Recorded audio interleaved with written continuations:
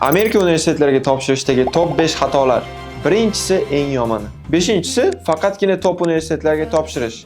Ya'niki o'rtacha hamda safety schoollarni mensimagan holatda agar siz faqatgina top universitetlarga topshiradigan bo'lsangiz, oxirida regret qilib qolishingiz mumkin.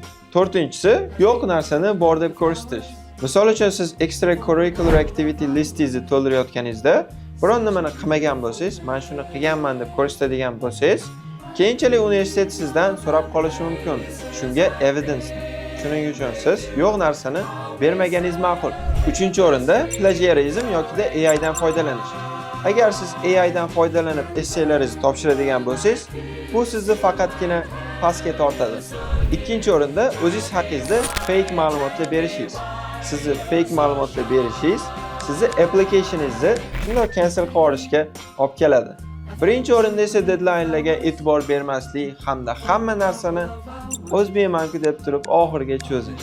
Sizni yaqinlaringiz ham bu xatolarni qilmasliklari uchun bu videoni ularga ulashib qo'ying.